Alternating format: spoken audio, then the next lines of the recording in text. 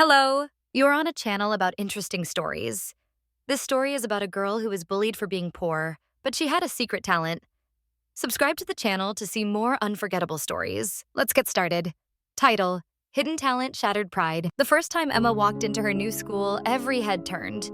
Not because she was special, but because she looked different. Her backpack was too old, its zipper hanging loose.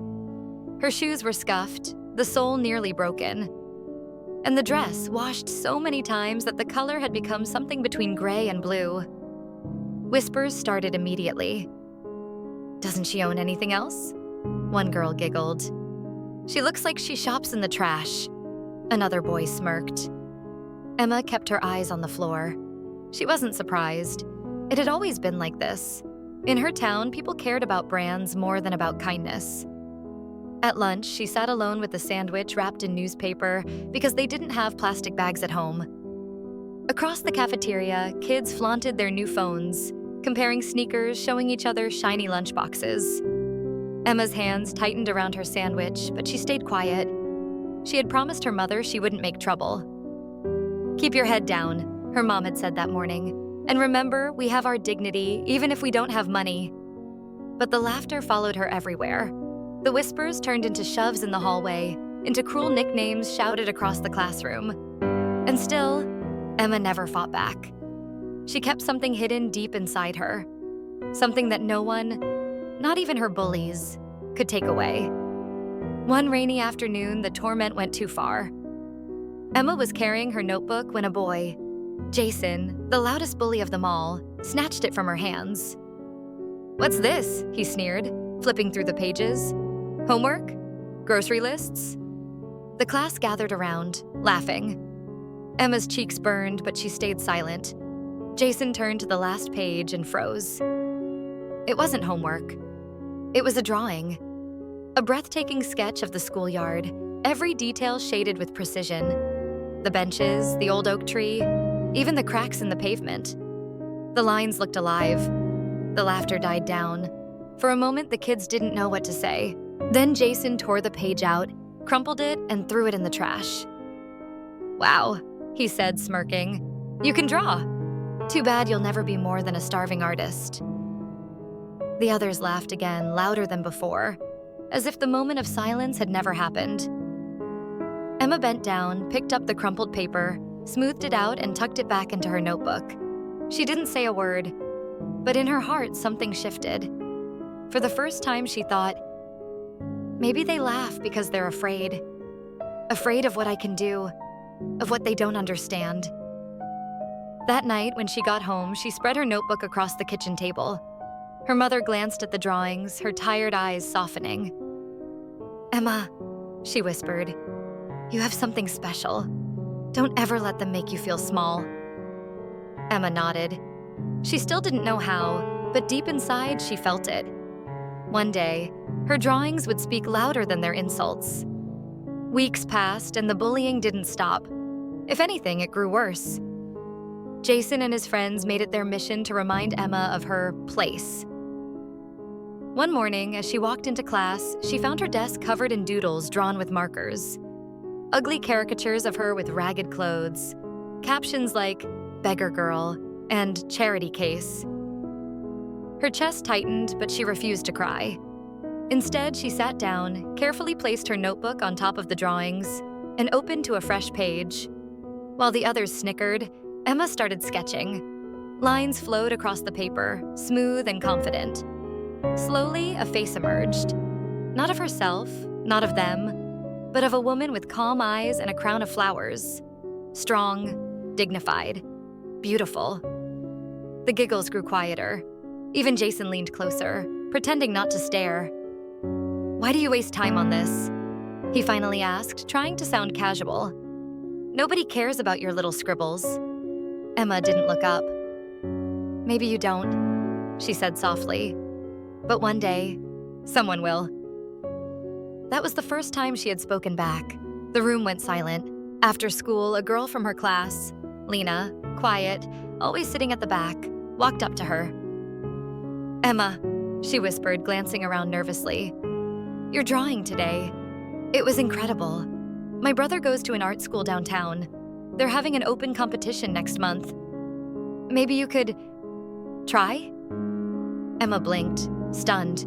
A competition? She had never thought of showing her drawings to anyone outside the classroom, outside her little world. But that night, as she lay in bed staring at the ceiling, the idea kept echoing in her mind. Maybe this was her chance. Maybe this was the moment to prove that her poverty didn't define her, that her art did. The weeks leading up to the competition were the hardest Emma had ever known. She had no proper supplies. Her pencils were broken at the ends, the eraser worn to a stub. Paper was scarce. She usually sketched on the backs of old bills her mother saved. But still, every night after homework, she sat at the kitchen table and drew by the weak light of a flickering lamp. Her mother watched silently, sometimes bringing her tea. Money was tight, sometimes dinner was only bread and soup, but she never once suggested Emma stop. Instead, she whispered, "Keep going. This is your chance." At school, the bullying continued. Jason mocked her every time she pulled out her notebook. "Practicing for the trash can?" He jeered one day, slapping the book from her hands. Emma picked it up calmly, dusted it off, and replied, "Practicing for something you'll never understand." It was the first time she saw his smirk falter. As the day of the competition drew closer, doubt crept in. She was just a poor girl with nothing but scraps of paper and dreams too big for her world. What if they laughed at her there too? But then she remembered Lena's words. "Your drawing today. It was incredible." And for the first time, Emma allowed herself to believe. Maybe she really did have a chance. The morning of the competition, Emma woke before dawn. She dressed in her cleanest clothes, still old but carefully washed and ironed by her mother the night before.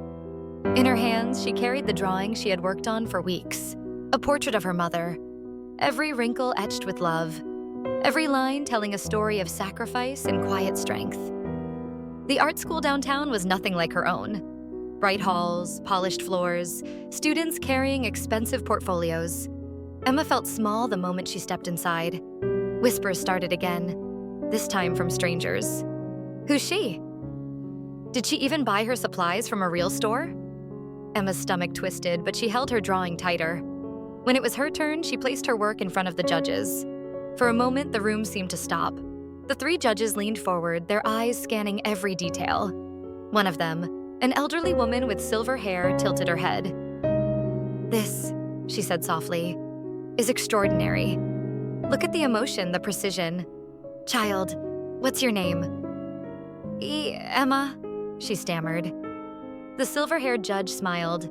"Emma, talent like this can't be taught. You have a gift." For the first time in years, Emma felt warmth bloom in her chest. Not shame, not fear, but pride. But at the back of the room, a familiar laugh cut through the moment. Jason. He had followed her, dragged along by his older cousin who was also competing.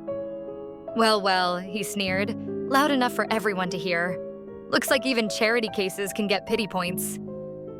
The judges frowned, but Jason's words echoed in Emma's mind. The room that had felt like hope now seemed suffocating again.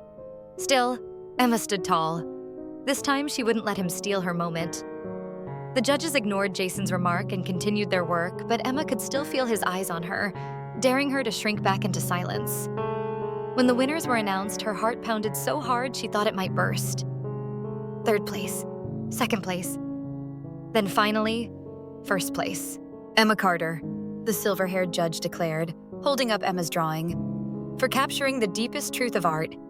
Not perfection, but soul."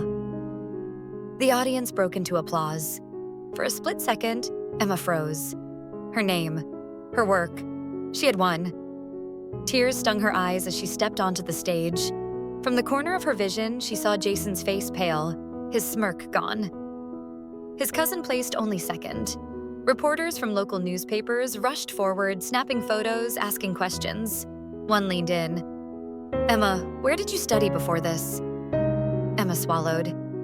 "I didn't. I just drew. On old paper. Whatever I could find." Gasps rippled through the room. The silver-haired judge raised her voice. "Then this victory is even greater. To rise from so little and create something so powerful, that is art. Jason muttered something under his breath, but no one listened. For once, he was invisible.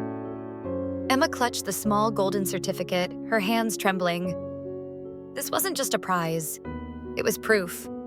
Proof that her mother had been right, that her drawings meant something. Proof that no amount of ridicule could erase her talent. And as she looked out over the cheering crowd, Emma realized she wasn't just drawing anymore. She was seen. When Emma returned to school the next day, everything was different. Her picture was on the front page of the local paper. Poor girl wins art competition against all odds. Teachers greeted her with smiles. Students whispered her name, but this time not with mockery. There was awe in their voices. Even Jason couldn't hide. In the hallway, his friends teased him now. "Yo, didn't that beggar girl beat your cousin?" Jason clenched his fists, but he had no comeback. For the first time, he was the one shrinking into the background. Emma walked past him, holding her head high. She didn't need revenge. Her victory was enough. Later, Lena caught up to her. "See? I told you," she said, grinning. "Your drawings were never small. People just didn't have eyes to see them." That evening at home, Emma placed the golden certificate on the wall above the kitchen table. Her mother touched it gently, tears glistening in her eyes. "I always knew, Emma. You were never poor in spirit." Emma smiled. For years, she had believed her faded clothes defined her, that her silence made her invisible. But now she understood. Her worth had nothing to do with money or shoes or brands. Her gift had spoken louder than their cruelty, and it always would. Never judge someone by what they lack. True wealth is hidden in courage, resilience, and the gifts we dare to share with the world. If this story touched you, subscribe for more powerful tales of dignity, courage, and unexpected triumphs.